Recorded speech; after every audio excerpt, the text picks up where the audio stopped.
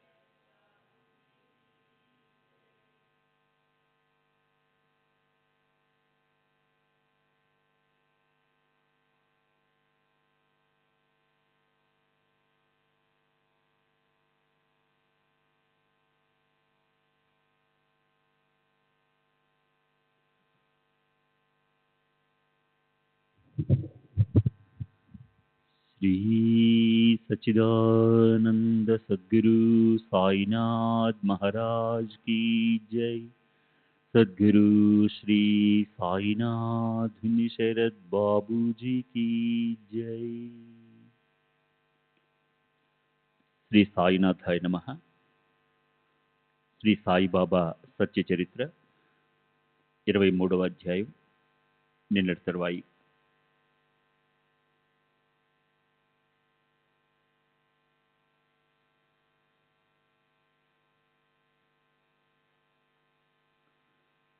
బాబా కథలను భక్తులు భక్తిభావంతో వింటే వారి బాధాకరమైన వ్యాధులు, వివేక బుద్ధిని నాశనం చేసే గొప్ప అరిష్టాలు నశించిపోతాయి.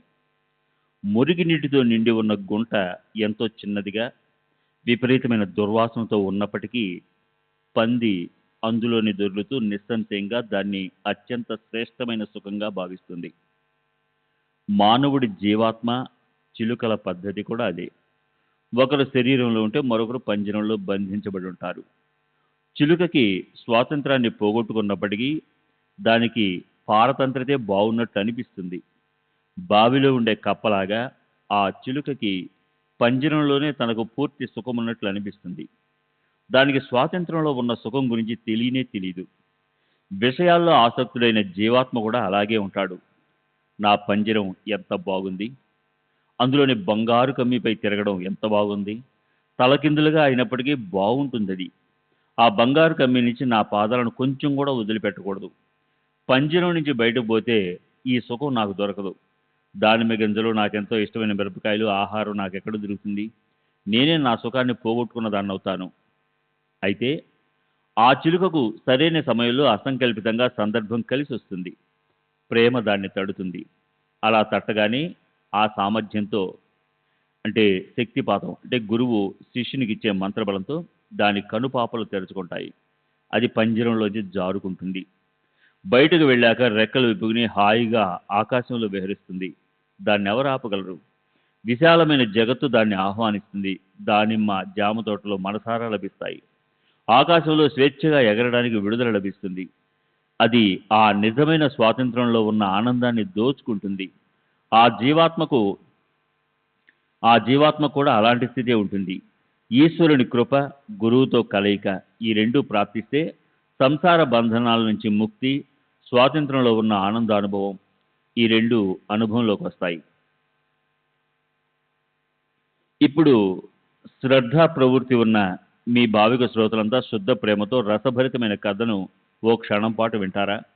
గత అధ్యాయంలో ఓ చమత్కారం జరిగింది. మిరీకర్ చేతులికి వెళ్ళేటప్పుడు బాబా శ్యామాని వెంట ఇచ్చి పంపించారు. సాయి సమర్థులు పొడవాటి వాడి గురించి, అంటే పాము గురించి భవిష్యత్తులో రాబోయే కష్టాన్ని తెలుసుకుని మిరీకర్కి సమయానికి సూచించి జాగ్రత్త పడేలా చేశారు. కేవలం జాగ్రత్త పడేలా చేయటమే కాదు, ఆ సంకటాన్ని నివారించడం కోసం ఉపాయం కూడా ఆలోచించారు. మిరీకర్ వద్దంటున్నా కూడా మాధవరావుని బలవంతంగా వెంట పంపించి ఆ కష్టం నుంచి అతన్ని రక్షించారు. ఆ ప్రకారంగా భక్తులకి శ్రేయస్సు కలిగించడం కోసం నిరంతరం తత్పరులై ఉండే బాబా బాళాసాహెబ్ మిరీకర్ని గండం నుంచి తప్పించి అతనికి ఓ విచిత్ర అనుభవాన్ని కలిగించారు. అంతకన్నా శ్యామ స్థితి చూడండి.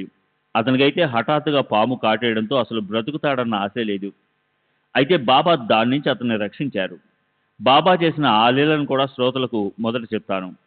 పాము కాటేసినప్పుడు బాబా చేసిన ఉపాయం చూడండి. సంధ్యాకాలంలో సుమారు 7 గంటలకు మాధవరావు చేతి చిటికిన వేలుని పాము కాటేసింది. అక్కడ ఆ భాగం విషం వల్ల మండసాగింది. వేదన సహించరానిదైంది. ప్రాణం పోయే సమయం వచ్చిందని మాధవరావు భయపడి మనసులో చింతించసాగాడు. అతని శరీరం ఎర్రగా కందిపోయింది. ఆప్తులు, స్నేహితులు అందరూ పోగయ్యారు. ప్రాణం సంకటంలో పడిపోయింది. అప్పుడు వీరోబా వద్ద, అంటే వీరోబా అని ఒక శంకరుని స్థానం ఉంది. పాము కాటు వేసిన వాళ్ళని అక్కడికి తీసుకెళ్లి పెడితే అది తగ్గిపోతుందని ఓ నమ్మకం. అప్పుడు వీరోబా వద్దకు పద అన్నారు. మాధవరావు పెదనాన్న కొడుకు నానాసాహెబ్ నిమోన్కర్ కూడా ముందుకొచ్చి విభూతి తీసుకుని పో అన్నాడు. అయితే మాధవరావు మసీదు వైపు పరిగెత్తాడు. అప్పుడు బాబా ఏం చేశారో చూడండి. బాబా దృష్టి అతనిపై పడగానే బాబా చేసిన చమత్కారం చూడండి. బాబా అదే పనిగా అతని శాపనార్థాలు పెట్టసాగారు. మాధవరావుని పైకి మసీదులోకి రానివ్వలేదు. బట్టు, మెట్లెక్కవద్దు, ఎక్కితే కబడ్డారు, పో, వెళ్ళిపో, క్రిందికి దిగు అని పెద్దగా అరిచారు బాబా. ఎప్పుడూ లేనంతగా కోపగించి ఊహించలేనంతగా మండిపడ్డారు. మాధవరావు దిగ్భ్రాంతి చెందాడు. బాబా నన్ను ఇలా కఠోర శబ్దాలతో ఎందుకు తిడుతున్నారు అని మాధవరావు బాగా భయపడ్డాడు. అతనికి ఏమీ తోచలేదు. అతని ధైర్యం సడలిపోయింది. అతను కింద కుప్పకూలిపోయాడు. ఈ ప్రకారంగా తనపై దేవుడే కోపించడం చూసి మాధవరావు మనసుకి ఎంతో భీతి అనిపించింది.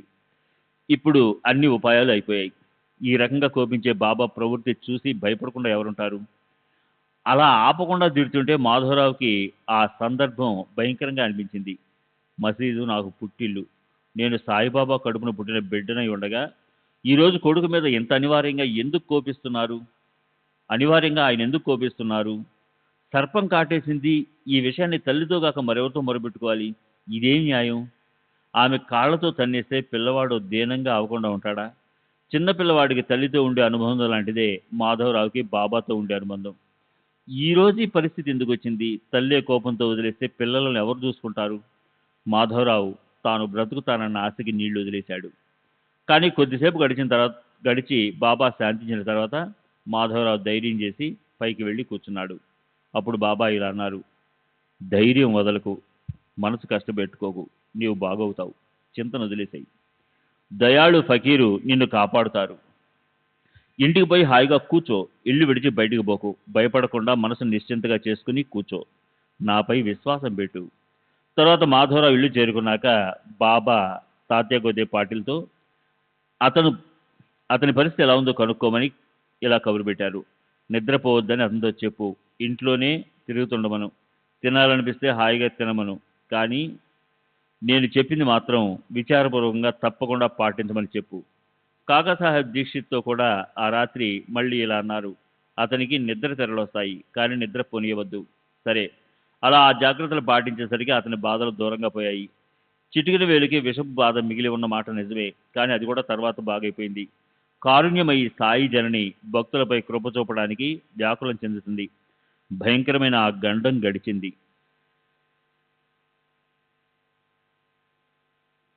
బట్టు పైకెక్కవద్దు అన్న బాబా మాటల ప్రతాపం ఏమిటో బాబా మాధవరావుకు చూపించారా? లేదు.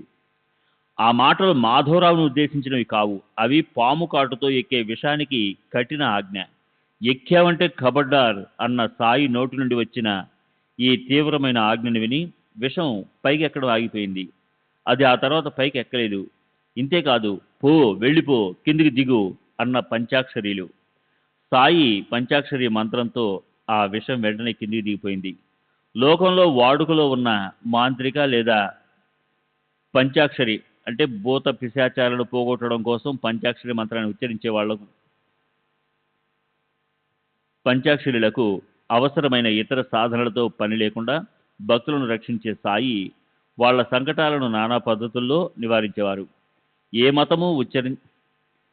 మంత్రము ఉచ్చరించడం లేదు, బియ్యాన్ని నీటిని మంత్రించడం లేదు, నీరు చిలకరించలేదు. అయినప్పటికీ విషయం ఎలా దిగిపోయింది? మహాత్ముని నోటి నుండి బయటకు వచ్చిన కేవల శబ్దాలతో మాధవరావుకి బాగా తగ్గిపోయింది. ఇది చమత్కారం కాదా? మహాత్ముల కృపకి అంతు లేదు. శ్రీ సచ్చిదానంద సద్గురు సాయినాథ్ మహారాజ్ की जय. सद्गुरु श्री साईनाथ शरद बाबू जी की जय.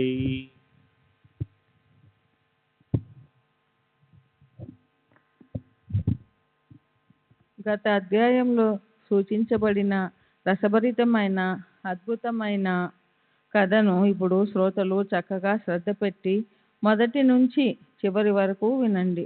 గడిచిన అధ్యాయంలో వర్ణించిన కథ కన్నా ఈ కథ విశేషమైనది. సాయిబాబా లీలలు గురించి చెప్పడం జరుగుతుంది. ఈ రసభరితమైన కథ విన్న తరువాత గురువు మాటలు మనసుపై కలిగించే ప్రభావం దృఢంగా ఉంటుంది. మంచి చెడు కర్మలు చేయడం లేదా ఏ రకమైన కర్మను చేయకుండా హాయిగా ఉండడం, వీటన్నిటిలోనూ ఉండే కర్తృత్వం నశించిపోయి గురు చరణాలలో శ్రద్ధ కలుగుతుంది. మాయని నశింపచేసుకోవడానికి అత్యంత సులభమైన ఉపాయం హృదయంలో సాయి చరణాలను ధ్యానం చేయడమే. ఇదే సంసారాన్ని తరించడానికి ఉపాయం. సంసార భయం చాలా గొప్పది. ఈ బాధాకరమైన పరిస్థితి మాయ వల్లే ఉత్పన్నమవుతుంది. సాయిబాబా కథను వినడంతో అది చిన్న భిన్నమైపోయి శాశ్వత ఆనందం ప్రాప్తిస్తుంది. ఓసారి షిరిడీలో కలరా వ్యాపించింది. గ్రామస్తుల మనసుల్లో భయమేసింది. తండోరా వేసి గ్రామంలోని రహదారులన్నీ మూసివేశారు. కలరా బాగా వ్యాపించిపోయింది. గ్రామస్తులు చాలా భయపడ్డారు. ఇతర గ్రామాలకు చెందిన గ్రామస్తులు గ్రామంలోనికి రాకూడదని సమస్త పనులు, వ్యాపారాలు ఆపేశారు. కలరా సమసిపోనంత వరకు ఎవరూ గ్రామంలో మేకను చంపకూడదని, గ్రామ సరిహద్దులు దాటి గ్రామంలోనికి ఏ బండిని రానియకూడదని, అలా ఆ నియమాలను అందరూ పాటించసాగారు. గ్రామస్తులకు దేవతల పట్ల ఉన్న అమాయక విశ్వాసం బాబా మనసుకి అసలు నచ్చలేదు. ఆయన అభిప్రాయం ప్రకారం ఇది మిథ్యా కల్పన, ఇది నిజంగా లోకుల అజ్ఞానమే. అక్కడ గ్రామస్తులు ఆ నియమాన్ని కఠినంగా అమలుపరచడం, ఇక్కడ బాబా దాన్ని ఉల్లంఘించడం ఎలా జరిగిందో ఆదరపూర్వకంగా వినండి. గ్రామ పంచాయతీ వారి ఈ నిర్ణయాన్ని గ్రామస్తులు పూర్తిగా పాటించారు.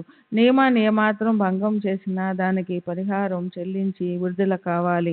బాబాకి దండన గురించి భయం లేదు. ఆయన సర్వదా నిర్భయంగా ఉండేవారు. హరిచరణాల్లో మనసుని లయం చేసిన ఆయన్ని జయించడం కష్టం. ఆయన కలికాలాన్ని కూడా జయించారు. ఒకసారి బయటి గ్రామం నుంచి కట్టెలతో నిండి ఉన్న ఓ బండి గ్రామ సరిహద్దులకు వచ్చింది. దాంతో ఇబ్బందికరమైన పరిస్థితి ఉత్పన్నమయ్యింది. గ్రామస్తులు తమలో తాము దెబ్బలాడుకోసాగారు.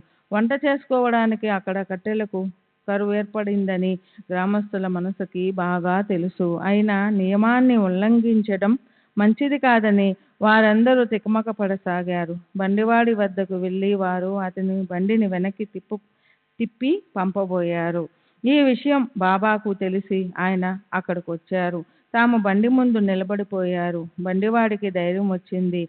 గ్రామస్తుల పట్టుదల సడలిపోయింది. బండిని గ్రామ సరిహద్దుల్లోకి తెచ్చారు. అక్కడి నుంచి బాబా దాన్ని సభా మండపం దగ్గరికి తెప్పించి బండిని ఖాళీ చేయించారు. ఇంత జరుగుతున్నా ఎవరి నోటి నుంచి ఒక్క మాటైనా బయటకు రాలేదు. అది గ్రీష్మం అంటే ఎండాకాలం కానీ, శరత్కాలం కానీ, హేమంతకాలం కానీ, వర్షాకాలం కానీ, వసంత ఋతువు కానీ బాబా పవిత్రదుని మాత్రం అహోరాత్రులు వెలుగుతూనే ఉండేది. ఏమిటి బాబా పెట్టుకున్న ఈ విచిత్ర నియమం? అగ్నిహోత్రి అంటే ఉదయం సాయంత్రం శాస్త్రోక్త విధితో హోమం చేసి అగ్నిని నిరంతరం రక్షించే నియమాన్ని పాటించే బ్రాహ్మణుడు. అగ్నిహోత్ర నియమం ఎలా ఉంటుందో బాబా పవిత్ర ధుని అలా అహోరాత్రులు మండుతూ ఉండేది. కేవలం ఈ ధునిని వెలిగించడానికే కట్టెల మోపును కొని ఎదురుగా సభామండపం గోడ దగ్గర కుప్పపోసి బండిని ఖాళీ చేయించారు. సంత రోజున బాబా గొప్ప ఆలోచనలతో కట్టెల మోపులను పోగు చేసి ఉంచేవారు. ఇరుగు పొరుగు వారి కన్నీళ్ళ వాటిపైనే ఉండేవి. ఇరుగు పొరుగు వారి కళ్ళన్నీ వాటిపైనే ఉండేవి. తమకు లాభం ఉన్న చోట నిర్లక్ష్యాన్ని లేదా అమాయకత్వాన్ని ఎవరు కొంచెం కూడా చూపించరు. స్వార్థపరులైన లోకులు మొదటే బాధాకరంగా ఉంటారు. సభామండపానికి తలుపులు లేవు. అందువల్ల వారికి బాగా అవకాశం లభించేది. అలా కట్టెలతో అవసరమున్న వాళ్ళకి, దొంగలకి ఇద్దరికీ సమానమైన లాభం కలిగేది. సాయిబాబా గొప్ప పరోపకారి. వారి గొప్పతనాన్ని ఎలా వర్ణించగలను? బయటకు చూడ్డానికి ఆయన భయం కలిగించేలా లేదా కఠినంగా కనిపించినప్పటికీ ఆంతర్యంలో ఆయన ఎంతో మృదువుగా ప్రశాంతంగా ఉండేవారు. వారి గొప్పతనానికి పరిమితి లేదు. వాణి తన అభిమానాన్ని వదిలేసి నమ్రతతో ఆయన చరణాలకు వందనం చేసినప్పుడే ఆ గొప్పతనాన్ని వర్ణించగలుగుతుంది. సరే, విశ్వంభరుడు సకల చరాచర వస్తువుల్లో వ్యాపించి ఉంటాడు. ఆయన్ని సదా సర్వదా గుర్తుపెట్టుకునేవారు ఎవరితోనూ శత్రుత్వం పెట్టుకోరు. స్వయంగా పరమాత్ముడు సకల సృష్టిలో అన్ని దిశల్లోనూ వెనక ముందు పూర్తిగా నిండి ఉన్నాడు. అది తెలిసినందువల్ల ఎవరినైనా వక్ర దృష్టితో చూడడం ఆయనకి ఎంతో కష్టం అయ్యేది. దేహంలో పూర్ణ వైరాగ్యం ఉన్నప్పటికీ లోకంలో ఆదర్శం నెలకొల్పడం కోసము శరణు వచ్చిన వారికి శిక్షణ ఇవ్వడానికి ఆయన సామాన్య సంసారుల వలె వ్యవహరించేవారు. ఈ మహాపురుషుడు ఎంతటి వినమ్రతతో ఉండేవారో వింటే మనసుకి ఎంతో ఆశ్చర్యం అనిపిస్తుంది. భక్తులపైన ఆయనకున్న ప్రేమ మనకు కనిపిస్తుంది. అవతారాన్ని ధరించడం సార్థకం అనిపిస్తుంది. ఆయన హృదయంలో పేదల కోసం దుఃఖము, అసమానమైన వాత్సల్యము తొణికిసలాడుతూ ఉండేవి. ఆయనకి తమని తాము తక్కువ చేసుకోవడం ఎంతో ఇష్టం. దీనికి పుష్టినివ్వడం కోసం కోటానుకోట్ల సంగతులు చెప్పవచ్చు. ఆయన ఎన్నడూ ఉపవాసము, తపవాసము చేయలేదు. హఠయోగంలోని కష్టాలతో సాధన చేయలేదు. ఆయనకి నూనె, మసాలా, చక్కెర, ఉప్పు ఇత్యాది ఉత్తేజకరమైన పదార్థాలపై కోరిక ఉండేది కాదు. అన్నం కూడా ఆయన స్వల్పంగా తినేవారు. నిర్దేశించుకున్న ఇంటికి వెళ్ళి చద్దివో ఎండువో రొట్టెలను అడుక్కునేవారు. అదే ఆయన నియమానుసారం చేసే భిక్ష లేదా మధుకరి.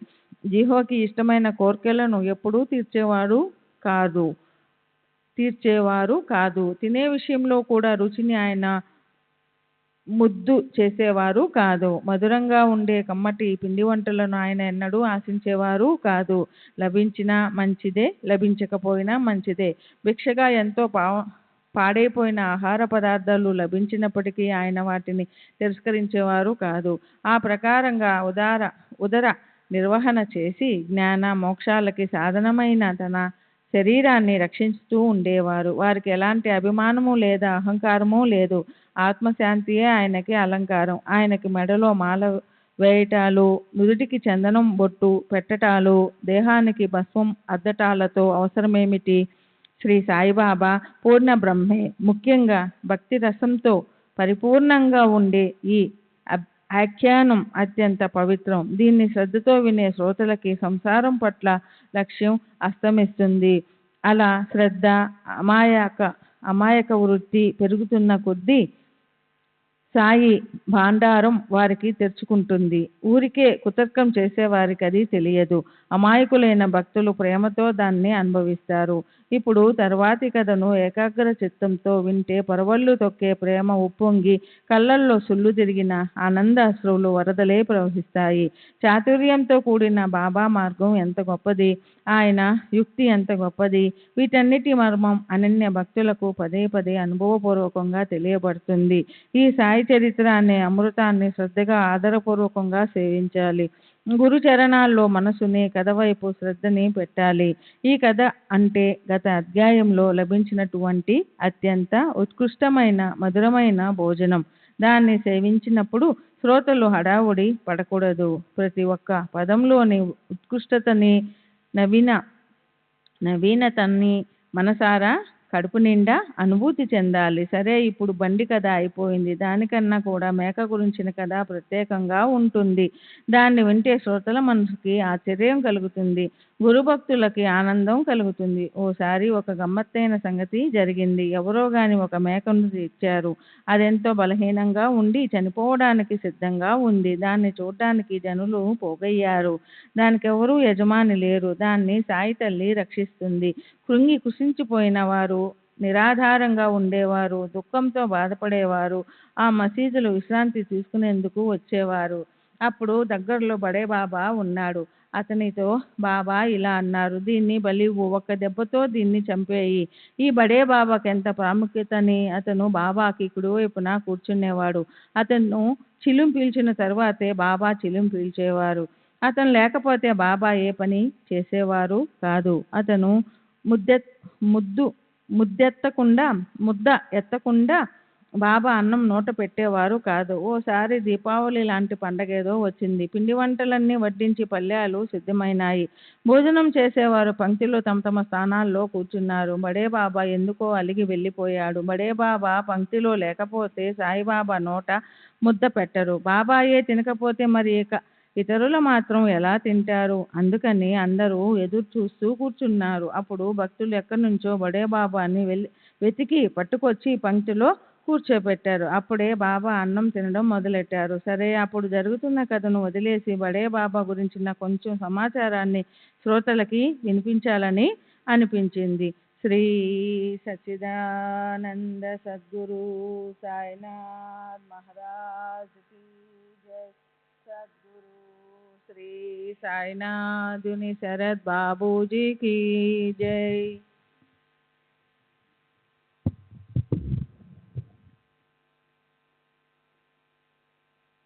విషయాంతరం చేసే అసంబద్ధమైన కథ అని ఎవరు అనుకోకండి.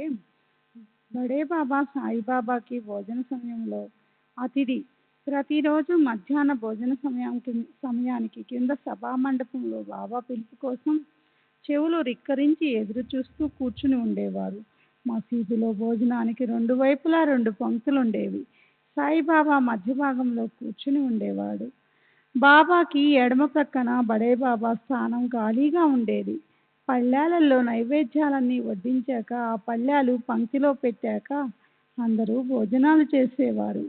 అంతా తమ తమ స్థానాలలో కూర్చున్నాక భోజన సమయం అయిందని బాబా స్వయంగా పెద్ద గొంతుకతో అత్యంత ఆదరంగా బడేమియా అని కేకవేసేవారు. బడేమియా చటక్కున నమస్కరించి మసీదు పైకొచ్చేవాడు. నిష్కారణంగా అన్నం మీద అలిగే వాళ్ళని ఎలా ఆదరించటం? అన్నాన్ని అవమానించే వాళ్ళకి ఇంత గొప్ప ప్రాముఖ్యత ఎందుకు? అయితే ఈ రీతి రివాజులన్నీ లోకులకు ఆదర్శం కోసం బాబా స్వయంగా ఆచరించి చూపేవారు. అతిథిని పంక్తిలో కూర్చోపెట్టకుండా అన్నం తినటం యోగ్యం కాదు. గృహస్థుల కోసం భక్తుల సంకటాలను దూరం చేయగలిగిన శాస్త్రాలు పెట్టిన ఈ నియమాన్ని బాబా ఎన్నడూ ఉల్లంఘించకుండా స్వయంగా పాటించేవారు. అతిథి సత్కారం చేయటంతో కోరుకున్న లాభం కలుగుతుంది. అప్రియమైన అనర్థాలు నశిస్తాయి. అలా చేయకపోతే తప్పకుండా భయంకరమైన సందర్భాలు వస్తాయి. కనుక తెలివి గలవారు అతిథులను పూజిస్తారు. అతిథులు భోజనం చేయకపోతే పశువులు, పుత్రులు, ధాన్యం ఇవన్నీ నశిస్తాయి. అతిథికి ఒకవేళ ఉపాసన చేయవలసిన పరిస్థితి వస్తే అది అనర్థాన్ని ఆహ్వానించినట్లే. బడే బాబాకి ప్రతిరోజు సాయి సమర్థులు 50 రూపాయలు ఇస్తుండేవారు. వీడ్కోలిస్తూ స్వయంగా 100 అడుగుల అతనితో పాటు నడిచేవారు. తైత్తరీయోపనిషత్తు 1వ వల్లి 11వ అనువాకం చూడండి. అతిథి దేవోభవ అంటే అతిథిని దైవంగా భావించాలి. మేకను చంపటానికి బడే బాబా వచ్చినప్పుడు అనవసరంగా దీన్ని ఎలా కోసేయాలి అని అతని నోటి వెంట సబబు అయిన మాట బయటికి వచ్చింది. మాధవరావు అప్పుడు అక్కడే ఉన్నాడు. అప్పుడు బాబా అతన్ని ఇలా ఆజ్ఞాపించారు, శ్యామ, నువ్వైనా వెళ్ళి కత్తి తీసుకురా. మేకను ఇప్పుడు మనం కోద్దాం. విశ్వసనీయుడైన మాధవరావు గొప్ప భక్తుడు. రాధాకృష్ణబాయి వద్దకు పోయి అతని కత్తి తెచ్చాడు. బాబా ముందర పెట్టారు. ఆ కత్తి తేవటానికి మాధవరావుకి ఎంతో బాధ కలిగినప్పటికీ అతనిచే కత్తి తెప్పించకుండా ఉండాలని బాబా మనసుకు అనిపించలేదు. అంతలో ఆ కబురు రాధాకృష్ణబాయి చెవిన పడింది. ఆమె మనస్సులో దయ కలిగి కత్తిని తిరిగి వెనక్కి తెప్పించేసుకుంది. తరువాత మాధవరావు మరో కత్తిని తీసుకురావటానికి వెళ్ళాడు. కానీ అతను తన చేత్తో ఆ మేక హత్య చేయబడుతుందని అక్కడే వాడాలోనే కూర్చుండిపోయాడు. అప్పుడు కాకాసాహెబ్ దీక్షిత్ మనసును పరీక్షించాలని బాబా అతన్నిలా ఆజ్ఞాపించారు, నీవు వెళ్ళు, మేకని కోయటానికి కత్తిని తీసుకురా, వేదన నుంచి దాన్ని విడిపించు. కాకాసాహెబ్ దీక్షిత్ ఎంతో మేలిమి వన్నెగల బంగారం. అది బాబాకు తెలిసినప్పటికీ దాని పుటం పెట్టకపోతే, ఎర్రగా అయ్యే వరకు వేడి చేసి దాన్ని పరీక్షించకపోతే జనుల కళ్ళకు తృప్తి కలగదు. బంగారం మేలిమిదో లేక కల్తీదో. కల్తీ అంటే స్వల్ప ధర గల ధాతువు కలిపిన గీటురాయిపై పరీక్షించకుండా అది మేలిమి అని లోకులు విశ్వసించరు. వజ్రం వైభవాన్ని ప్రాప్తింపచేసుకోవటానికి సమ్మెట దెబ్బలు సహించవలసి వస్తుంది. రాతికి దైవత్వపు మానసన్మానాలు, వైభవం ఊరికే రావు. అది కూడా దానికోసం సుత్తిని, రాతిని పగలగొట్టే ఒక పనిముట్టు. దెబ్బలను సహించవలసి ఉంటుంది. కాక సాయిబాబా మెడలోని ఒక నగలాంటి వాడే అయినప్పటికీ ఆ విషయంలో ఇతరులకు ఎలా నమ్మకం కలుగుతుంది? రత్న పరీక్షకులు కూడా వజ్రాన్ని తీగతో కట్టి దాన్ని విలువ కట్టడం కోసం అగ్నిలో వేస్తారు. మహాత్ముల మాటలను సందేహించిన వారికి సంకల్పం ఫలించదు. వారికి ఆవశ్యకమైన శక్తి గుణాలు లేకపోతే వారి మాటలను వ్యర్థమే. వారు పరమార్థాన్ని కొంచెం కూడా సాధించలేరు. అయితే గురు వచనాలను, అభిప్రాయాలను వందనీయంగా అనుకునే వారి స్వార్థము, పరమార్థము ఈ రెండు సఫలీకృతమవుతాయి. అయితే అందులో న్యూనత లేదా వక్రతను చూసేవారు అధపతనమవుతారు. గురుసేవ చేయటానికి తత్పరులై ఉండేవారు, గురువాజ్ఞ పట్ల ఆదరబుద్ధి ఉండేవారు, వాటిని గురించిన యోగ్యతలను గురించిన ఆలోచనలను గురువు తలపైనే పెడతారు. గురువాజ్ఞకు వారు దాసులై ఉంటారు. వారికి స్వతంత్ర ఆలోచన ఉండదు. నిత్యము గురువచనాన్ని పాటించటంలో ఉత్సాహం ఉన్నవారు అది మంచా చెడా అని చూడరు. వారి చిత్తం సాయి నామస్మరణతో, దృష్టి సాయి సమర్థుల చరణాలలోనూ, వృత్తి మానసిక స్థితి సాయి ధ్యాన ధారణలోనూ, దేహాన్ని సాయి పనుల్లోనూ పెడతారు. గురువు ఆజ్ఞ అవ్వటము, దాన్ని పాటించటము అనే ఈ రెండింటిలో ఒక క్షణం పాటు ఆలస్యాన్ని కూడా వారు సహించలేరు. ఎంత అద్భుతమైన లక్షణం! కాకాసాహెబ్ దీక్షిత్ సత్యము, ఔదార్యము, విశ్వాసము, సద్గుణాలను దృఢంగా పెట్టుకునేవాడు. శ్రీ సచ్చిదానంద సద్గురు సాయినాథ్ మహారాజ్ కి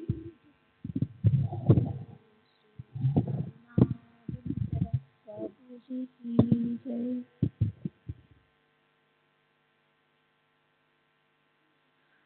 నిశ్చయంలో మహామేరు, ఎన్నటికీ నశించని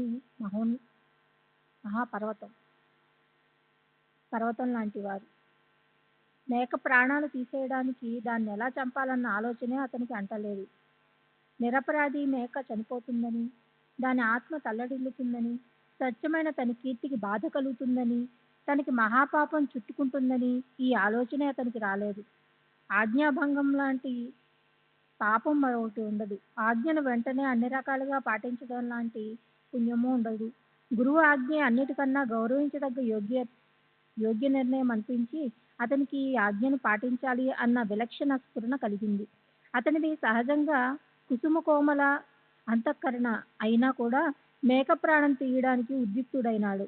అప్పుడు కాకాసాహెబ్ సాటేవాడాకి వెళ్ళి బాబా ఆజ్ఞను అనుసరించి శస్త్రాన్ని తెచ్చాడు.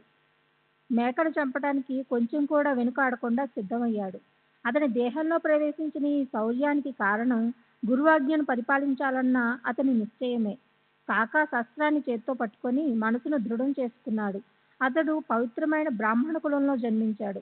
జన్మించిన నాటి నుండి అహింసావ్రతాన్నే చేస్తున్నాడు. అలాంటి వాడికి ఇలాంటి సందర్భం వచ్చింది. అతని చేతులు హత్య చేయడానికి ఎలా ముందుకొస్తాయి?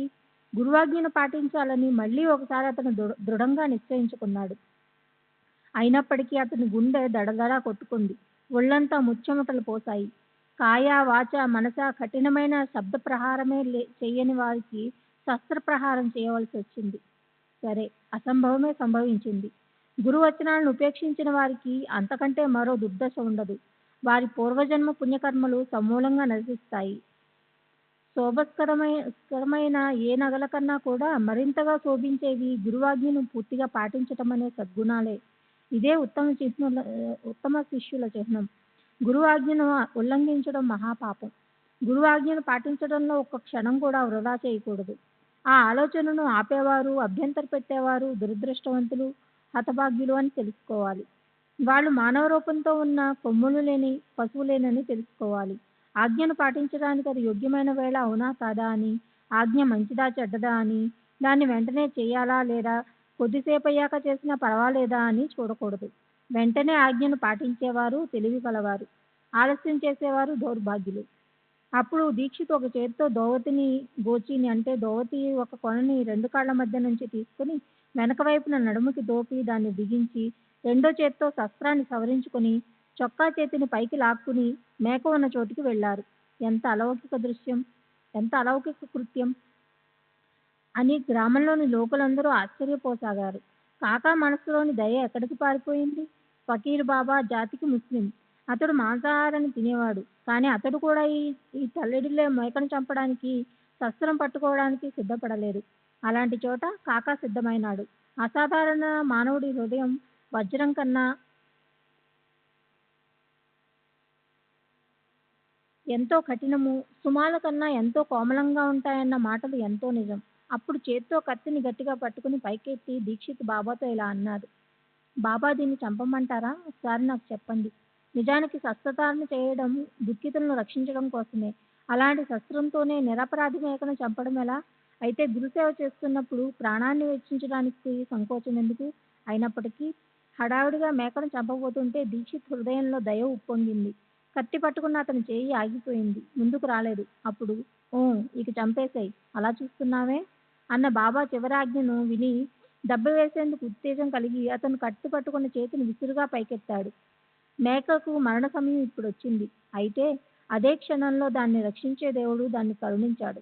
ఇప్పుడు నిశ్చయంగా మేకను కొడతాడన్న విషయం గమనించి సాయి జనని చివరి వరకు ఆగితే అనర్థం జరుగుతుందని, అరే పోనీ అలాగే ఉండని, కాకా ఆపు, చేయి వెనక్కి తీసుకో, ఎందుకురా ఈ క్రూరత్వం? బ్రాహ్మణుడివై ఉండి ఇలా హింస చేయడానికి నీ మనసుకు బాధ అనిపించడం లేదా అన్నారు. అది విని కాకా కత్తి కింద పడవేశాడు. చిన్న పెద్ద అందరూ ఆశ్చర్యపోయారు. మేక ప్రాణ సంకటం నుండి తప్పించుకుంది. బాబా గురుభక్తి మహిమను ఎంతో ఎత్తైన శిఖరం మీద పెట్టారు. కాకా కత్తిని కింద పడేసి బాబాతో అన్నదాన్ని శ్రద్ధగా వినండి. బాబా, మీ అమృత వాక్కులే మాకు ధర్మశాస్త్రాలు. మాకు మరో ధార్మిక ఆచరణ లేదా నియమం తెలీదు. మాకు సిగ్గు శరము లేవు.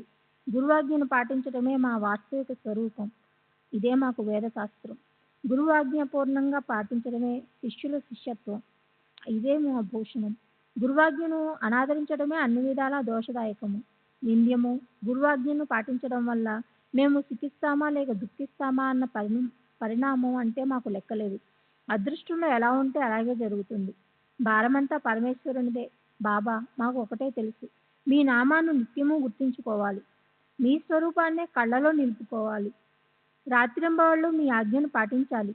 హింస గురించి అహింస గురించి మాకు తెలీదు. మమ్మల్ని తరింపజేసేది సద్గురు చరణాలే. వారు ఎందుకు ఆజ్ఞాపించారన్న ఆలోచనని మా మనస్సులోనికి మేము రానీయము. దీన్ని అన్ని పద్ధతుల్లో పాటించడమే మా కర్తవ్యం అని మాకు తెలుసు. గురువాజ్ఞ స్పష్టంగా ఉన్నప్పుడు అది యోగ్యమా అయోగ్యమా, లాభమా హానికరమా అన్న ఆలోచనతో గురుసేవ నుండి తప్పించుకునే శిష్యులు అధపతనం అవుతారని మాకు తెలుసు. గురువాజ్ఞను ఉల్లంఘించడమే జీవుడికి అధమ పతనం. గురువాజ్ఞను పూర్తిగా పాటించడమే ముఖ్యమైన ధర్మాచరణ. మా చిత్తం సదా గురుచరణాల్లోనే నిమగ్నమై ఉంటుంది. ఆ పనిలో మా ప్రాణాలు పోయినా దాని గురించి మాకు లెక్కలేదు. గురువాజ్ఞే మాకు అన్ని రకాలుగా గౌరవింపదగిన నిర్ణయం. దాని పరిణామం లేదా అంతం ఆయనకే తెలియాలి. మాకు అర్థం, కీర్తి, సత్తా, సంపత్తి ఇత్యాదుల నుంచి లభించే సుఖం లేదా అనర్థం, గొప్ప సంకటం ఈ రెండూ తెలియవు. మాకు మా స్వహితం పరహితం తెలియవు. మాకు కేవలం గురుకార్యం సిద్ధింపజేయడం మాత్రమే తెలుసు. అదే మా పాలిటి పరమార్థం. గురువచనాల ముందు ఏది మంచి, ఏది చెడు, ఏది చేయాలి, ఏది చేయకూడదు అన్న వాటి గురించిన నియమంతో అసలు పని లేదు. శిష్యుల లక్ష్యం గురువాజ్ఞను చక్కగా పాటించడం మీదే ఉంటే వారిని రక్షించే భారం గురువు మీదే ఉంటుంది. మేము మీ ఆజ్ఞకు దాసులం. యోగ్యాయోగ్యాలను మనసులోనికి రానియం. సందర్భం వస్తే ప్రాణాన్ని పణంగా పెడతాము. కానీ గురువచనాలు పాటించడాన్ని మాత్రం వదలం. మూఢ స్వభావత ఎంతో దయాశీలత గల వాడు రాయిలా కఠినమయ్యాడు. ముస్లింలు కూడా చేయడానికి ధైర్యం చేయని దాన్ని బ్రాహ్మణుడు చేయడానికి తయారైనాడు. ఇది శ్రోతలకు అసంభవం అనిపిస్తుంది, కానీ అది సద్గురువు చేసిన ఇంద్రజాలం. ఒకసారి గురువు మాటలు పాటించడానికి తయారైతే అప్పుడు అందులోని రహస్యం బట్టబయలవుతుంది. ఓసారి ఆయన్ని ఆశ్రయించి ఆయన పాదాల్లో అచంచల విశ్వాసం పెడితే అప్పుడు శిష్యుల గురించిన చింత ఆయనే పెట్టుకుంటారు. శిష్యునికి ఏమాత్రమూ కష్టపడవలసిన అవసరమూ ఉండదు. ఆయన పాదాలను స్వయంగా అన్ని విధాలా శరణు అంటే ఎలాంటి భయమూ ఉండదు. గురువే కేవలం అతని ఆత్మవిశ్వాసం. ఆయనే అతన్ని ఆవల తీరానికి తీసుకువెళ్తారు. శిష్యులు 3 రకాలు: ఉత్తమ, మధ్యమ, అధములు. ప్రతి ఒక్కరి గురించి అత్యంత వివరంగా స్పష్టం చేసి చెప్తాను. గురువు చెప్పకుండానే వారి మనసులోని కోరికను తెలుసుకున్న వెంటనే ప్రత్యక్ష ఆజ్ఞ కోసం ఎదురు చూడకుండా సేవించేవారే ఉత్తమ శిష్యులని తెలుసుకోవాలి. గురువు ఆజ్ఞాపించిన తర్వాత ఎంత మాత్రం ఆలస్యం చేయకుండా, ఏమాత్రం బీరుకోకుండా సంపూర్ణంగా దాన్ని పాటించేవారే మధ్యమ శిష్యులు అనాలి. గురువు ఆజ్ఞాపిస్తూనే ఉన్నా చేస్తా అంటూ ఉండడం, అడుగడుగునా పొరపాటు చేసేవారినే అధమ శిష్యులని తెలుసుకోవాలి.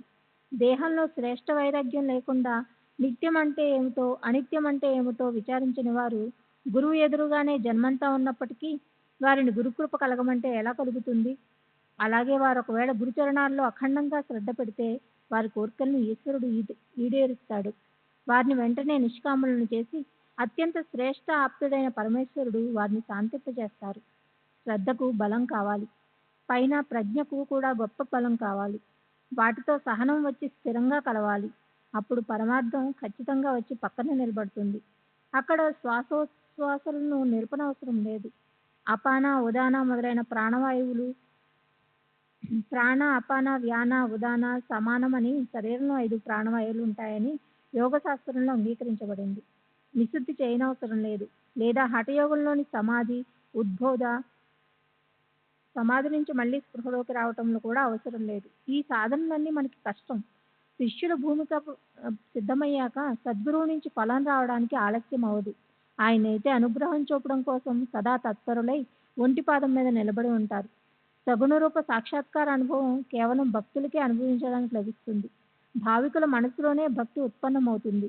ఇతరుల మనస్సుల్లో మాత్రం కపట వృత్తి అనే దాంభిక కల్పన చెలరేగుతుంది. అప్పుడు బాబా కాకాతో అన్నారు, ఈ నీల డబ్బా చేతిలోకి తీసుకో. నేనిప్పుడు దాన్ని ముస్లిం ధర్మం ప్రకారం విధిపూర్వకంగా చంపి దానికి సద్గతి ప్రసాదిస్తాను.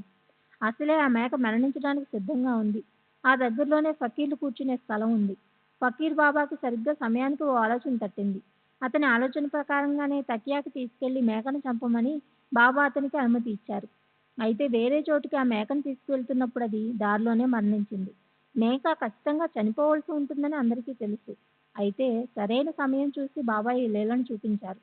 సద్గురువుకి శరణ వెళ్ళేవారు వారు సద్గురు రూపాలే అయిపోతారు. ఉప్పు స్నానం చేయాలని సముద్రంలోకి వెళ్తే ఇక ఎప్పటికైనా అది తిరిగి వస్తుందా? జీవాత్మ సంసారంలోని సుఖదుఖాలను అనుభవించవలసి ఉంటుంది. ఈశ్వరుడు సంసారంలోని సుఖదుఖాలను అనుభవింపజేసేవాడు. అయితే మోక్షం ఇచ్చేది సద్గురువు ఒక్కరే. ఆయన తన సర్వ ఆత్మల ఐక్యతకు గొప్ప నిధి. తమ హృదయంలో కృప ఉప్పొంగితే సద్గురువు దివ్య దృష్టినిస్తారు. దానివల్ల స్పష్టంగా సృష్టంతా ఒక్కసారిగా కళ్ళలో అస్తమిస్తుంది. హేమడ్ పంత్ సాయిబాబా పాదాలను శరణుజొచ్చాడు. అక్కడ తన దేహాభిమానాన్ని వదిలేసి మనసులో ఇలా అన్నారు: ఓ మనసు, సావధానం కా. బాబా, నా దేహాభిమానాన్ని తీసేయండి. సరే, ఇప్పుడు రాబోయే 2 అధ్యాయాల్లో సాయి మహారాజు హాస పరిహాసాల పంచపక్ష పరమాన్నాల భోజనాన్ని తయారు చేస్తారు. ఆ అద్భుత విషయం వినండి. చూడ్డానికి అది వినోద కాలక్షేపం అనిపించినా అది ఎంతో బోధాపరమైనది. అందులో బోధను ప్రయత్నించి ఆచరణలో పెట్టిన భావిక భక్తులకు గొప్ప సుఖం ప్రాప్తిస్తుంది. సర్వులకి శుభమస్తు. ఈ ప్రకారంగా సత్పురుషులు, సజ్జనులు ప్రేరణ కలిగించిన భక్త హేమడ్ పంత్ రచించిన శ్రీ సాయి సమర్థుల సత్య చరిత్రలోని గురుభక్త లీలాదర్శనం అనే పేరు గల 23వ అధ్యాయం ముగిసింది. శ్రీ సద్గురు సాయినాథార్పణమస్తు. శుభం భవతు. శ్రీ సచ్చిదానంద సద్గురు సాయినాథ్ మహారాజ్ की जय.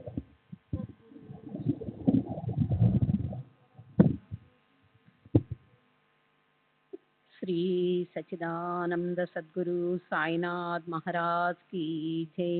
సద్గురు శ్రీ సాయినాథుని శరత్ బాబూజీకి జై. 23వ అధ్యాయానికి పరిపూర్ణ వివరణ.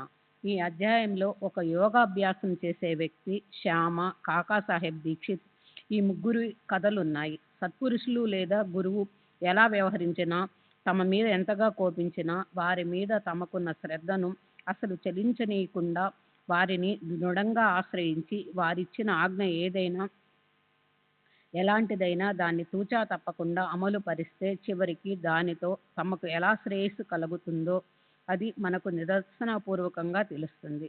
బాబా పాచిపోయిన రొట్టె, ఉల్లిపాయ తినటం చూసి ఆ యోగాభ్యాసం చేసేవాడు మొదలైతే మనసులో చికాకు పడ్డాడు. అయితే తరువాత అతను ఆయనకి వినమ్రతతో శరణు వెళ్ళాడు. తన జీవితానికి గొప్ప శ్రేయస్సు కలిగించుకున్నాడు. శ్యామను పాము కాటేసినప్పుడు గ్రామంలోని ఆనవాయితీ ప్రకారం విఠోబా వద్దకు వెళ్ళమని జనులు అర్థించినా అతని కృషికి అతనక్కడికి వెళ్లకుండా మసీదులో బాబా దగ్గరికి పరిగెత్తాడు. బాబా ఉగ్రులై అతన్ని బటీర్జా అంటూ తరిమేసినప్పటికీ అతను అక్కడే ఆ మెట్ల మీద కూర్చుండిపోయాడు. అప్పుడు బాబా కృపను వర్షించి అతని ప్రాణాలు రక్షించారు. కాకాసాహెబ్ దీక్షిత్ తన జీవితంలో ఎన్నడూ మాంసాహారం తినడు, శస్త్రాలు ఎన్నడూ చేత్తో కూడా ముట్టడు. అయితే బాబా ఆజ్ఞ అయిన తర్వాత వెంటనే అతను ఒక మేకను కత్తితో హత్య చేయడానికి తయారయ్యాడు. ఎంత గొప్పది గురుభక్తి! బాబా అతనితో, బ్రాహ్మణుడివై ఉండి హింస చేస్తావా, చెయ్యకూడని మనసులో ఆ ఆలోచనైనా రాలేదా అని ప్రశ్నించినప్పుడు కాకా ఇచ్చిన సమాధానం ఎంతో అమూల్యమైనది.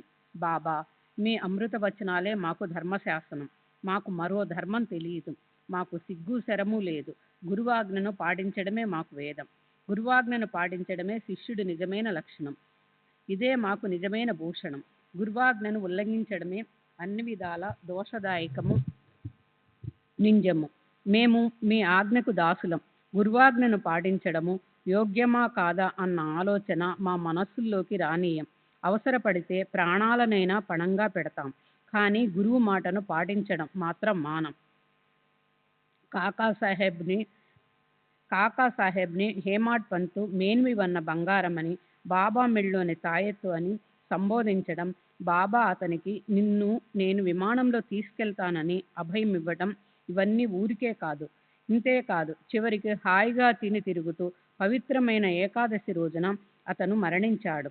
అతనికి అలాంటి మరణాన్నే ఇచ్చారు బాబా. 51వ అధ్యాయంలో హేమడ్ పంత్ వర్ణిస్తారు. రైలు బండిలో ఓ బల్ల మీద మేమిద్దరం కూర్చొని సాయి సమర్థుల గురించిన మాటల్లో లీనమై ఉన్నప్పుడు అతను వెంటనే విమానం ఎక్కాడు. అది చెప్తూ మధ్యలో హేమడ్ పంత్ జీవుడు సంసార పాశాలలో స్వయంగా చిక్కుకొని దాన్ని ఆనందంగా ఎలా భావిస్తాడో, అయితే పూర్వజన్మ పుణ్యంతో ఈశ్వరుని కృపతో సద్గురువుని కలిసినప్పుడు అతనికి తన నిజమైన స్వస్వరూప చిహ్నం తెలిసి అతను ముక్తిని ఎలా ప్రాప్తింప చేసుకుంటాడో చెప్పి, ఈ విషయంలో ఆ జీవుడికి మొదట పందిని, తర్వాత చిలకని, ఉపమానంగా ఇచ్చి దాన్ని అత్యంత అందమైన కావ్యమయ పద్ధతిలో చెప్పారు. అదెంతో చిన్నదిగా విపరీతమైన దుర్వాసనతో ఉన్న గుంట అయినప్పటికీ పంది సంశయరహితంగా దాన్ని అత్యంత శ్రేష్టమైన సుఖంగా భావిస్తుంది. చిలుక మానవుడి జీవాత్మలది ఒకేలాంటి పద్ధతి. ఒకరు దేహంలోనూ మరొకరు పంజరంలోనూ బంధింపబడి ఉంటారు. చిలకకి స్వాతంత్ర్యం ఉన్నప్పటికీ దానికి పారతంత్రమే బావున్నట్లు అనిపిస్తుంది. బావిలో ఉండే కప్పలాగా ఆ చిలకకు కూడా పంజరంలోనే తనకి పూర్తి సుఖమున్నట్లు అనిపిస్తుంది. స్వాతంత్రంలోని ఆనందం దానికి తెలియదు. విషయాసక్తుడైన జీవుడు కూడా అంతే. పంజరంలోని బంగారు కమ్మిని పట్టుకున్న పాదాల పట్టు వదల సడలనివ్వకుండా తలకిందులైనప్పటికీ ఇది నాకు బావుంటుంది. పంజరం నుంచి బయటికి పోతే ఆ సుఖం నాకు దొరకదు. దానివల్ల గింజలు, నాకెంతో ఇష్టమైన పచ్చిమిరపకాయల ఆహారం అప్పుడు నాకెక్కడ దొరుకుతాయి? నేనే నా సుఖాన్ని పోగొట్టు కూర్చుంటాను. అయితే ఆ చిలకకి కాలం కలిసొస్తే అసంకల్పితంగా ఆ సందర్భం వచ్చేస్తుంది. ప్రేమ దాన్ని తట్టినప్పుడు ఆ సామర్థ్యంతో దాని కనుపాపలు తెరుచుకుంటాయి. అది పంజరంలోంచి విడుదలవుతుంది. బయటకు వెళ్ళాక రెక్కలు విప్పుకొని హాయిగా ఆకాశంలో విహరిస్తుంది. అప్పుడు దాన్నెవ్వరు ఆపగలరు? విశాలమైన ఆకాశం దానికి తలుపులు తెరుస్తుంది. దానిమ్మ, జామ తోటలు అపారంగా లభిస్తాయి. ఆకాశంలో స్వేచ్ఛగా ఎగరటానికి ముక్తి లభిస్తుంది. అది నిజమైన స్వాతంత్రాన్ని దోచుకుంటుంది. జీవాత్మ కూడా అదే స్థితిలో ఉంటుంది. ఈశ్వరుని కృప, గురువు అనుగ్రహం ఈ రెండూ ప్రాప్తిస్తే సంసార బంధనాల నుంచి ముక్తి, స్వాతంత్రంలో ఉన్న ఆనందానుభవం ఈ రెండు అనుభవంలోకి వస్తాయి. అదే బడే బాబా విషయంలో బాబా వ్యవహరించిన తీరు ద్వారా సంసారంలో మానవులు అతిథులకు వారి యోగ్యతలను పట్టించుకోకుండా ఆహారము, నీరు ఇచ్చి స్వాగతించవలసిన పద్ధతికి ప్రత్యక్ష శిక్షణ మనకు లభిస్తుంది. ఈ విషయానికి సంబంధించి మన ధర్మశాస్త్రంలోని బోధనే హేమాడ్ పంత్ చెప్పారు. అతిథులను సత్కరించడంతో కోరుకున్న లాభం కలుగుతుంది. అప్రియమైన అనర్థాలు నశిస్తాయి. అలా చేయకపోతే భయంకరమైన సందర్భాలు తప్పకుండా వస్తాయి. కనుక తెలివైన వారు అతిథులను పూజిస్తారు. అతిథులు భోజనం చేయకపోతే పశుపుత్ర ధాన్యాదులన్నీ నశిస్తాయి. అతిథికి ఒకవేళ ఉపవాసంతో ఉండవలసిన పరిస్థితి వస్తే అది అనర్థాన్ని ఆహ్వానించినట్లే. సారాంశం: వేరే ఉత్తమ ప్రబోధాత్మక విషయాలున్నప్పటికీ గురుభక్తి మహిమే ఈ అధ్యాయంలోని ముఖ్య విషయం.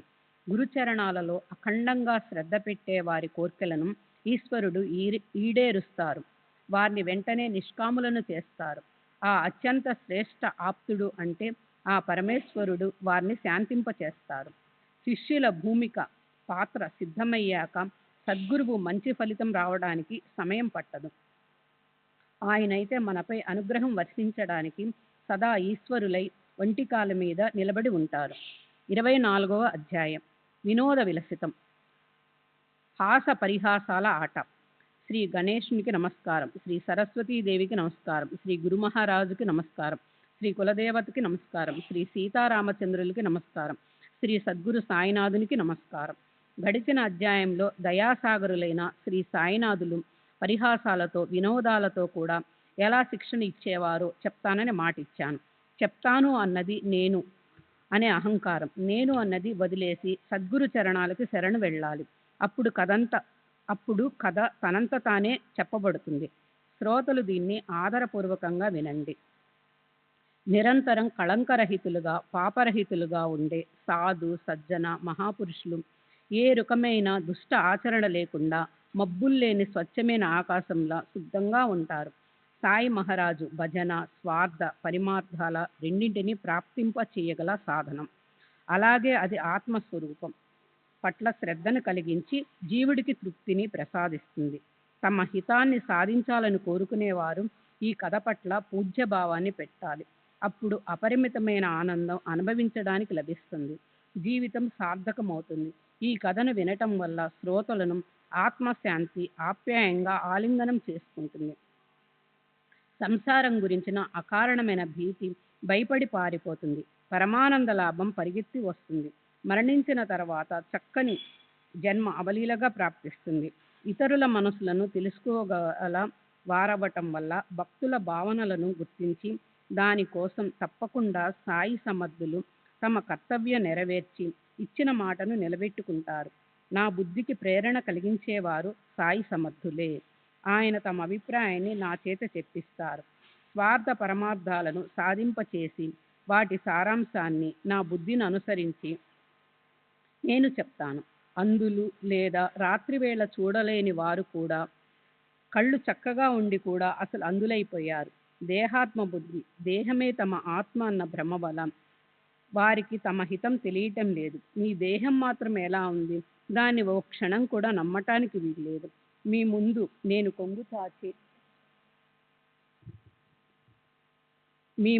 కొంగు చాచి అంజలి ఘటించి ఒక్క క్షణం పాటు ఈ కథామాధురిని రుచి చూడమని దీనంగా విన్నపం చేస్తున్నాను.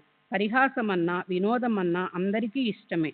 అయితే బాబా చేసే వినోదం విలక్షణంగా ఉండేది. పరిహాసం నుంచి కూడా ఆయన సర్వుల శ్రేయస్సు యొక్క సారాన్నే వినేవారి మనస్సులో ముద్రింపచేసేవారు. జనులకు తమను ఎగతాళి చేసేవారంటే ఇష్టం ఉండదు.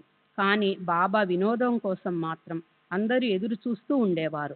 తమ వంతు ఎప్పుడొస్తుందా అని వారెంతో ఇష్టంగా ఎదురు చూస్తుండేవారు. నిజానికి పరిహాసం అంటే ఎవరికీ ఇష్టం ఉండదు. కానీ బాబా చేసే వినోదాలను జనులు ఎంతో ఇష్టపడేవారు. అందులో హావభావాలు, అంగ విక్షేపాలు కూడా జత కలిసినప్పుడు దానిలోని ఉద్దేశం వెంటనే సాధింపబడేది. ఏ ప్రయత్నము లేకుండా సహజంగా చేసే అభినయం, హాస్యవదనం, గమ్మత్తైన కళ్ళ కదలిక, వీటి వల్ల అందులో నిండుగా రుచి మేళవింపబడితే ఇక ఆ పరిహాసాల ఉత్తమ మాధురిని వర్ణించడం అసాధ్యం. అలా వినూత్నంగా స్వల్ప ఉపదేశంతో ఉన్న నా అనుభవానికి సంబంధించిన ఓ విషయం చెప్తాను. వినోదం నుంచి పారమార్థిక శిక్షణ ఎలా ఉద్భవించిందో ఆ గౌరవప్రదమైన వర్ణన వినండి. ప్రతి ఆదివారము శ్రీ సచ్చిదానంద సద్గురు సాయినాథ్ మహారాజ్ కీ జై. సద్గురు శ్రీ సాయినాథుని శరద్ బాబూజీ కీ జై.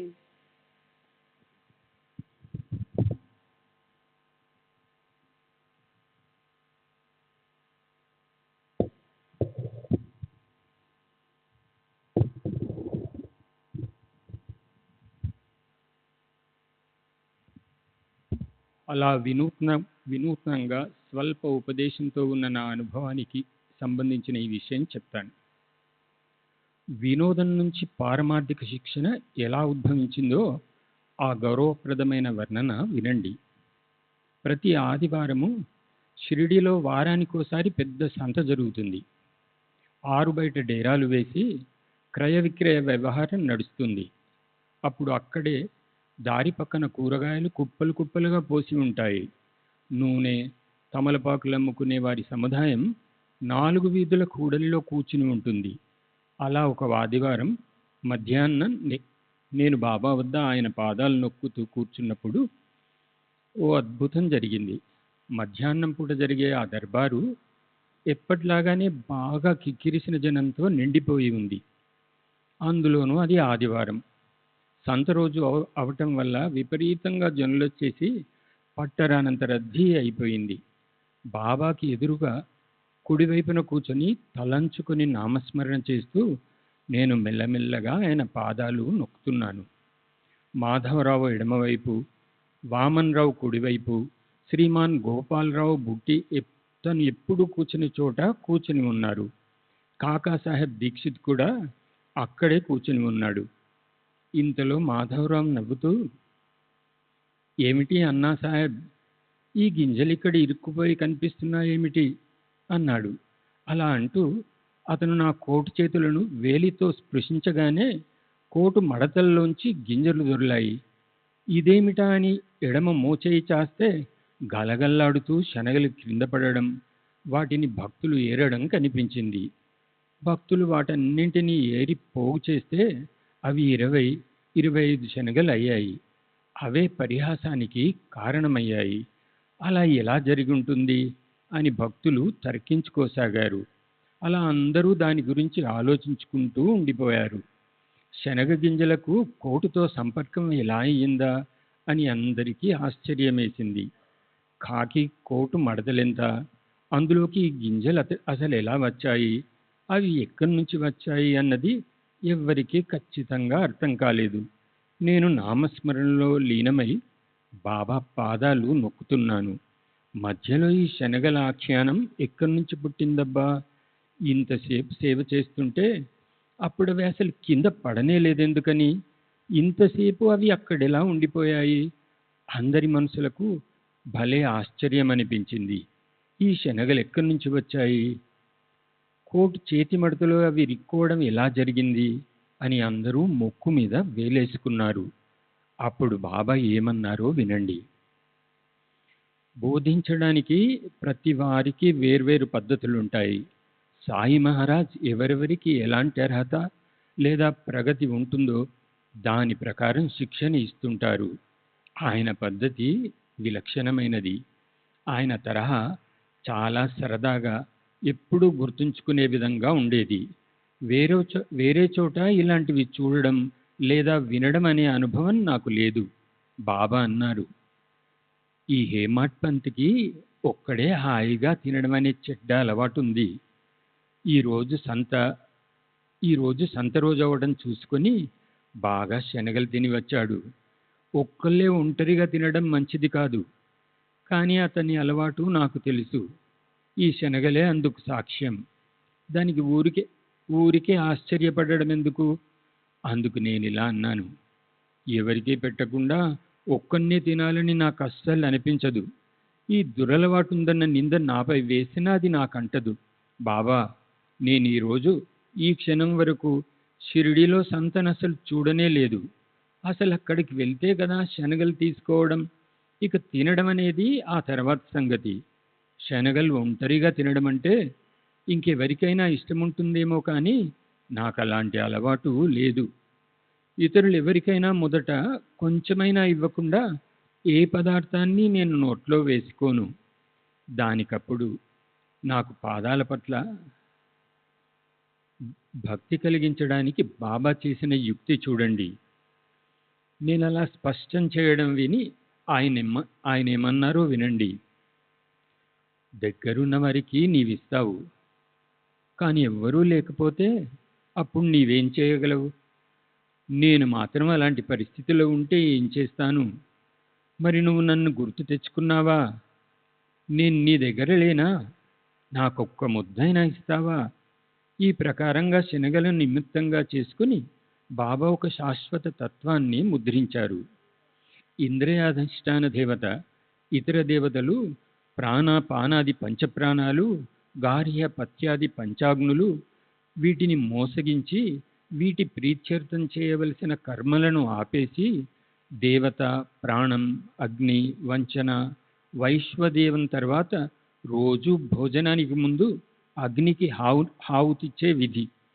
అతిథులను వదిలి భోజనం చేసేవారి ఈ అన్నం దోషభూయిష్టమని తెలుసుకోవాలి. చూడ్డానికి ఇది చాలా చిన్న తత్వం అనిపిస్తుంది. వ్యవహారంలోకి తీసుకొస్తే అది ఎంతో మహత్తరమైనదని తెలుస్తుంది. నాలుకతో తీసుకోవడం గురించి అంటే నోటితో ఏదైనా తినడం గురించి చెప్పబడిన సంగతి కేవలం కొద్ది లక్షణాలతో చెప్పబడినట్లు నిజానికి ఇది 5 విషయాల గురించే. శబ్ద, స్పర్శ, రూప, రస, గంధ వీటి గురించి చెప్పబడింది. విషయాలను అనుభవించాలని కోరిక ఉన్నవారికి పారమార్థిక లాభం కలగదు. విషయాలపై ఆధిపత్యం సంపాదించే వారికే పరమార్థం దాసురాలవుతుంది. యథా పంచావతిష్టంతే జ్ఞానాని మనసా సహ బుద్ధిష్ట న విచేష్టతి తామహు పరమాంగతిం. యోగాభ్యాసం చేస్తూ మనస్తో సహా పంచేంద్రియాలు గొప్పగా స్థిరమై బుద్ధి కూడా ఏ రకమైన పనులని చేయక ఆపేసిన ఆ స్థితిని యోగాభ్యాసంలో నిసర్వోత్తమ స్థితి అంటారు. అలా కఠోపనిషత్తు 2వ అధ్యాయం 3వ వల్లిలో ఈ మంత్రంలో అన్నారు. దాన్ని బాబా ఈ పరిహాస నిమిత్తంతో దృఢంగా బాగా ముద్రింపజేశారు. శబ్ద, స్పర్శ, రూపగంధమనే మిగిలిన ఈ 4 విషయాలకు ఈ గోష్ఠితో సంబంధం ఉంది. ఇవి చూపించి ప్రస్తుత కథతో వాటిని మేళవించిన బాబా ఈ వ్యాఖ్యానం ఎంత ప్రబోధాత్మకం. బాబా అన్నారు, మనసు, బుద్ధి మొదలైన ఇంద్రియాలు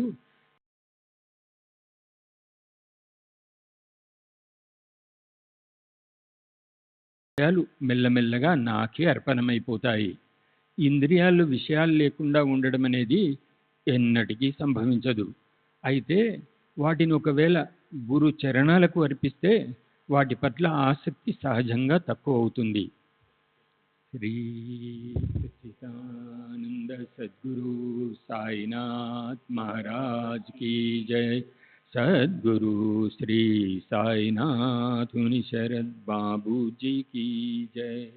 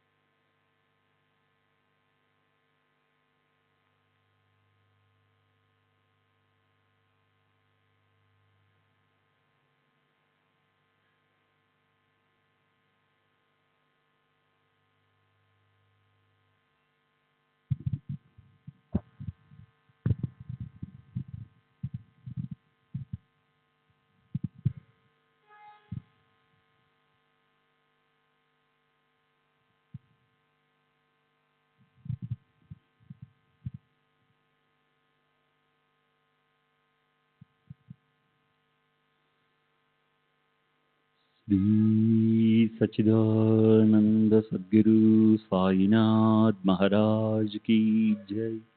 సద్గురు శ్రీ సాయినాథుని శరద్ బాబూజీ కీ జై. साई रहम नजर करना, बच्चों का पालन करना. साई रहम नजर करना, बच्चों का पालन करना. जाना तुमने जगत पसार, सब ही झूठ जमाना. जाना तुमने जगत पसार, सब ही झूठ जमाना. साई रहम नजर करना, बच्चों का पालन करना. साई रहम नजर करना, बच्चों का पालन करना. मैं अंधा हूँ बंदा आपका, मुझसे पद दिखलाना. मैं अंधा हूँ बंदा आपका, मुझसे पद दिखलाना. साई रहम नजर करना, बच्चों का पालन करना. साई रहम नजर करना, बच्चों का पालन करना. दासगण कहे अब क्या बोलूं, थक गई मेरी रसना. दासगण कहे अब क्या बोलूं, थक गई मेरी रसना. साई रहम नजर करना, बच्चों का पालन करना.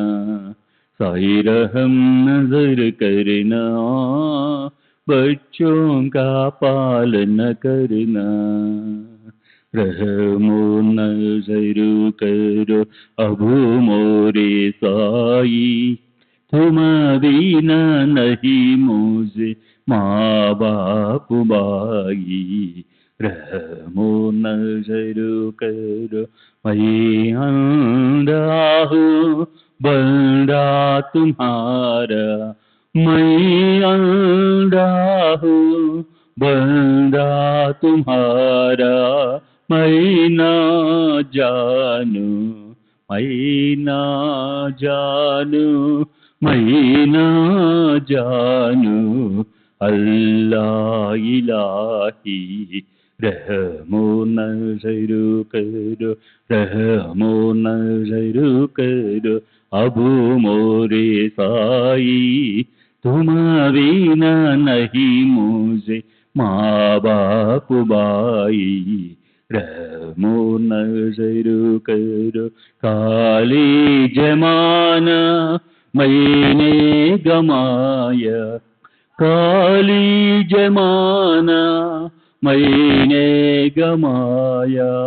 साथी आखिर का साथी आखिर का साथी आखिर का तुम बिना कोई। रहमो नजर करो रहमो नजर करो अब मोरे साई, तुम बिना नहीं मुझे माँ बाप बाई। रहमो नजर करो अपने मस्जिद का झाड़ू गड़ो है, अपने मस्जिद का झाड़ू गड़ो है। मालिक हमारे मालिक हमारे मालिक हमारे तुम बाबा साई। रहमो नजर करो रहमो नजर करो अब मोरे साई, तुम बिना नहीं मुझे माँ बाप बाई। रहमो नजर करो। श्री सच्चिदानंद सद्गुरु साईनाथ महाराज की जय। सद्गुरु श्री साईनाथ धुनी शरद बाबू जी की जय।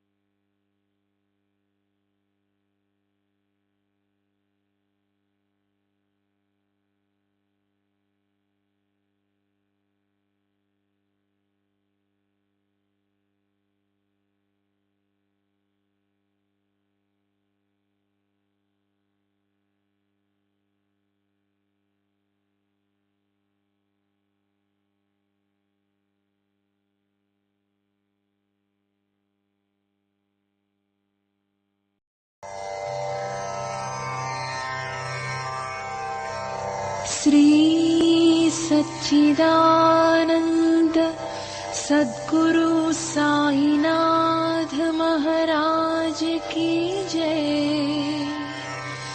सद्गुरु श्री साईनाथुनि शरद बाबू जी की जय।